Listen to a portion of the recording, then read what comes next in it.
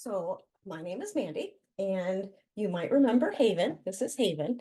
So my relation to Haven is she's my dog. I've had her since she was born, and she just turned 3 years old. So she's been with me for 3 years. And my relation to Elvis, who is the dad of the litter, is I do a lot of work with the breeder that owns Elvis. And so we decided that we would have this litter of puppies and we wanted them specifically to hopefully become service dogs.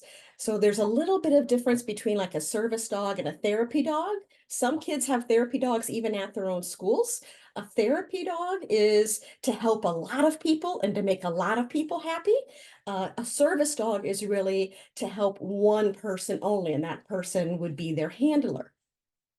So from when I first met Haven, I had been working with training service dogs and knew that she had the temperament that I was looking for in being a service dog. And so what I like to see is a dog that's very loving, pretty calm, but also confident, so that they're going to be able to go out in public and help the person that they are serving. I'm gonna have Haven get down because she's getting a little heavy on my lap. Um, so I like to use Labrador Retrievers for this, and I choose that breed because one, I like their size. They're a decent size. So if the person that they're helping needs to get help, like standing up, they have maybe a mobility issue, they can't walk the best, or maybe their balance is off, they could use the dog for that. And also because Labradors are usually very friendly, very loyal, pretty easy to train.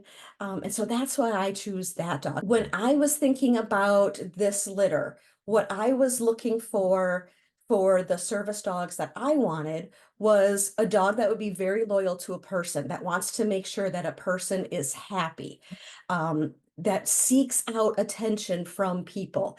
One thing that Haven does frequently, she'll come and put her paw on my lap or put her head on my lap, or wherever I'm sitting, she wants to be right there with me. So she very much likes to be with a person.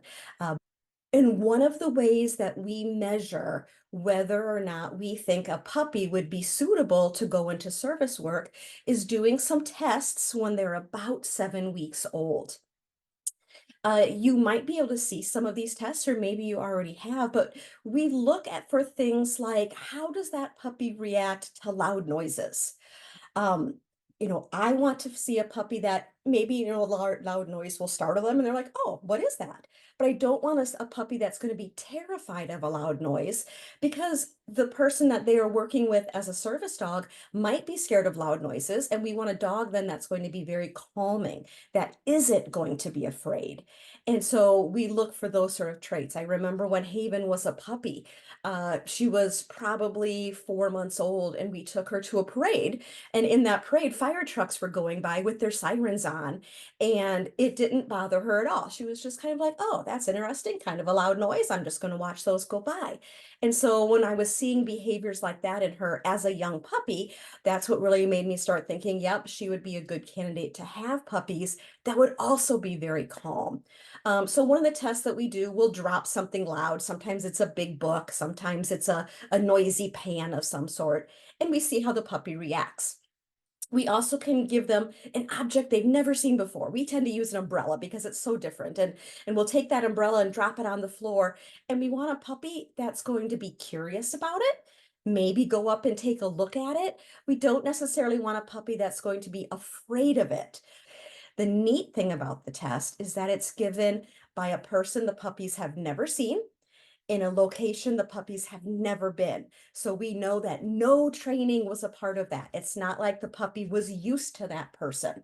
It's not like the puppy was comfortable in that space. We want to see those instinctual behaviors. And so that's why we use a person they've never seen and a place that they've never been, so that we can really see how do they react without any type of training whatsoever. So after we take that test, we look at the results and we're able to make a determination about, would this puppy be good for being a service dog? And if so, what kind of service dog? Different service dogs do different things. Some service dogs need to be very driven. They want to be able to walk a lot because maybe they're going to be with an adult who is a very active person. Other times we maybe want a dog that's very calm, maybe a dog that's working with a child with autism. And we don't want that dog to be bothered by loud noises. You know, if that child is having a really rough day, maybe they're crying, upset, yelling. We don't want the dog to react negatively. Instead, we want that dog to come and try to comfort the person. And so those are the sort of things that we look for when we are raising these puppies and then when we are giving that Volhard test.